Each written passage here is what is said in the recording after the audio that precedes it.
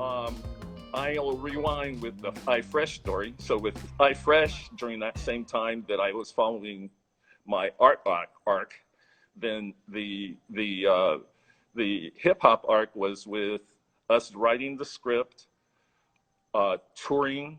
I had a touring group called iFresh Express, which was to go to high schools, and we toured with K-Day and their street crew, and we would go back and forth between those folks because they were right around the corner. And so we put that kind of a team together so they could get their chops together, and then to sophisticate it even more, we put together a live TV program, which was called the iFresh Express program, and we did about 8 of those programs on cable. That gave them all their chops so they could create better and better. So by the time we got the film done, they would look like professionals instead of juveniles or just starting. So that was the process that we worked. And so while I was doing that, one of my friends, Janie Goodkins, she and I were working together, and she really started dealing with Dr. Goss in Compton. And we were saying, wouldn't it be hip if we figured out a way to blend health with this instead of crack? So what if we bring in a whole healthy approach toward that? And so Janie took that on her. By that time, she had gotten married and she started the place that was called The Good Life. And it started, and then about 5 years later, they called me and said that they thought, and this is B. Hall, Miss B. Hall was an integral part of the discussion in that time too, because she was wanting to see how she could put together a club of a sense, and a paying club that could then build enough resources for the youth. By this time, they would have had about 30 years of resources and funding. And I thought it was a very good idea, but it was really hard to enact something to poor people who didn't have money. And so I thought I could better cover it by it taking place for free out of my place, because I could cover it as a class in my school. And so Project Blood grew into really my laboratory out of Cal Arts. And Cal Arts, I was teaching a class called Visual Jazz. And this was the lab. And then we had the class in the school where people could do paperwork and then make sure that they passed tests and all those kinds of things. Whereas in the community, it was mainly about getting their chops down and then helping them engage in space where we wouldn't have to really pay a whole lot, Project Blood, you know what it is. We got to meet you later and it all. So concurrent with that, we did have other projects. Like I said, Juju was one of the major projects that continue on until then. And it was all about bringing in balance to our community, and especially this community that had gotten super disturbed by all the horror that was brought on them by the powers that be. This created a kind of a mecca. Yeah, I would say a safe space. Safe space. Yeah, safe space because the thing that I was noting, like talking to Rifleman, he was like, dude, man, you don't realize the kind of encirclement that we made sure happened here to make sure those things, that the craziness that was around it didn't enter that space because of hip hop. And so I think that was what I thought was the exportable idea of what we were able to do, is to really, I think that's the other thing. I think a lot of times when people try to export Project Blood, they make it where they sell liquor and drinking and there's no consciousness. And this place was 100% about consciousness.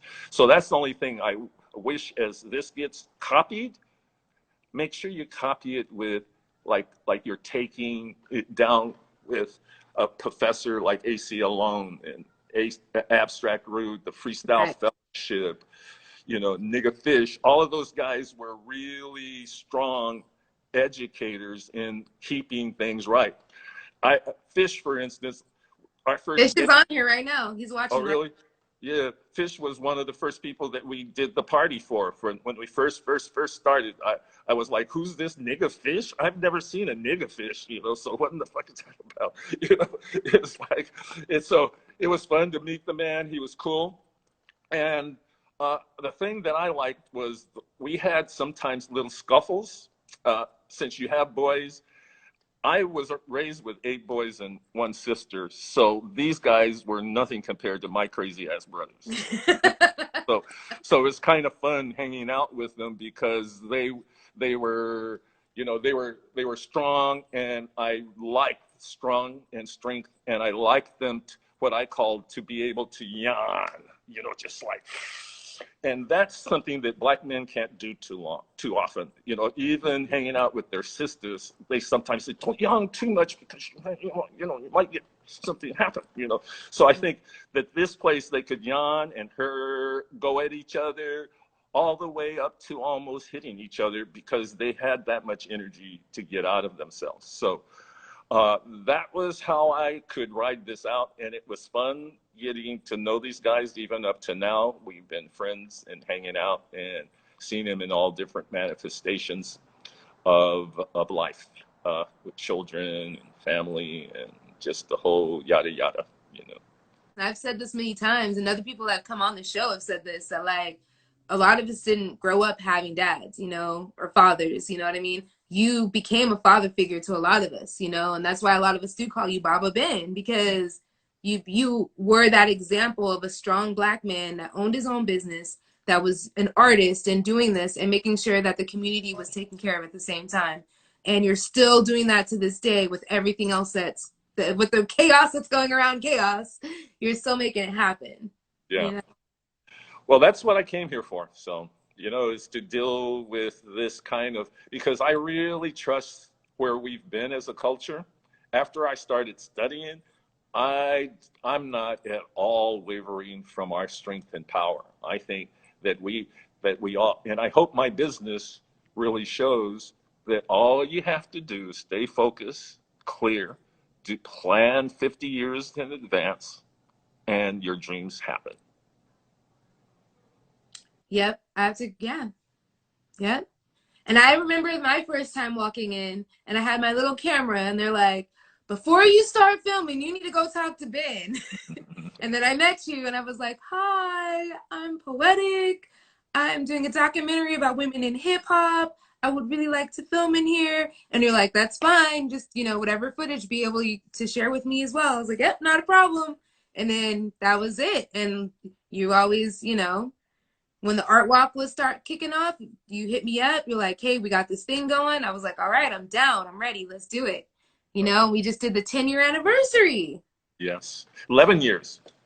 11 years. Yeah. 10 years with the Mass Festival and 11 years because the Mass Festival was our first celebration for 10 years, you know, and then for the first year was that Mass Festival was the first. And then now we've been able to really set a template. Now, the real hook is that what you guys were able to do collectively together with the Art Walk showed we were able, all those buildings that were empty, if you can kind of remember, they are all bought by Black people now. So so that was the first thing that our target was to do, was to say, okay, let's populate these to show people that this could be dope. So let's put art in here and to show what could happen with that. So we did that, and it was 9 buildings we emancipated, and we were able to get the richest Black woman to me in the world is Eileen Norton to invest in our community, and she owns the Norton virus. She and her husband started it. So those are the people that we have. People say Mark. Mark is very important and he's very rich, but she's the one that made him rich. She bought his first paintings. So we have that as our bottom. There's no Black community that has a software giant invested in property that's a real deep pocket like that. So that's why they can kind of stay the course and wait for this metro to open. And I know people are like, this should be open, because you could make a lot of money. No, you can't make a lot of money because there's nobody to be here right now. because the place was blocked.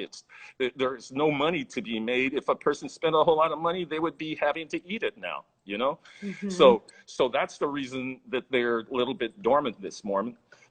But I think as soon as the metro opens in 8 months or so, you'll see Leimert Park really change, and all you guys have a chance to engage it, and you can't say it's too high because it's nowhere as high as it's going to be, you know? And that's the beauty prices of are dropping right now too. Yeah, and that's the beauty of it. Engage now in all the places, even where around Nipsey Hussle is, that property is super cheap because of the rolling 60s, you know? So there is a lot. I told my daughter that, and she went there and bought property. You told me that, yeah. My baby. So it's very possible. You just can't go into our own neighborhood with fear. The white folks don't come into our neighborhood with fear, so why should we? You know what I'm saying? Because the property that's cheaper is cheaper for a reason, so go in there and buy in your own community. That's the simple template, you know? And that's what I did here. I saw that this was obviously a good neighborhood. Look how many nice black people are around it. So why not invest in the future of the place? Because it shows that it will eventually do something. I didn't think it would take this long, but but it's a part of the whole process, you know. Right. Welcome if y'all just hopped in. We got Erozilla just hopped in. Acid Half Man. We got all kinds of people that walked up in here. Tyrone. Ty, what's up, Ty? Tariq is saying that he did an animation class when he was a child up in Kaos. Yeah. Yeah, he was a child too, boy. He was a young kid, and he could draw, and him and his 2 sisters. It was a fun family to be here. Yeah. I wanted to talk a little bit about your travels. My travels? All over the world, pretty much, I feel like. And like, when did that start for you? When did you like make that commitment to yourself of like, I'm gonna make sure every year, every other year, I'm gonna go somewhere outside of the country? I don't think it's my decision as much as my work was the decision. It's the thing. Wherever my work goes, I go with it. So that's the real key there. So so I toured all these places that I'm talking about, including Cuba. It was because I was invited there to do a documentary. I went to Ghana because I was there to do a documentary, South Africa to do a documentary, and then Vietnam to fight. They dragged me there to fight, but then while I was there, I got to go to Japan, and I got to go to the Philippines, and I got to go to Okinawa. So that was as a 21-year-old, I was able to go around and see all of those. And so that opened me up, and because the one thing that I noticed is that veterans who have left the United States, and I don't know, you've been outside the United States, right? So when you go outside the United States, you get to see how it's just a small place, and all the news doesn't, like you go to Japan, they may mention America once in some news or some special president or something. So I think that that's the most important thing. Most of the veterans become internationalized, and I got bit by the international thing as a military person. And then when I was able to tour with my film, it was the same thing. I was able to move around like that. Yeah, and last week we played the documentary from Cuba when you took, who'd you take? You took Abstract Rude, AC Alone, Medusa. It was about 20 people. Yeah, it was a lot Medusa, of people. Tumex, Riddler, and then the Children of the Last Days, they were a team that worked with us. So it was Moni and her whole team of folks that came and performed. What's one of the most memorable trips that you've taken? Just one that comes off top. Well, I think that one, the trip that made me go there at first, to me, was the most wildest experience I ever had, really, to tell you the truth, because it was called Lifting the Embargo to Our Heart.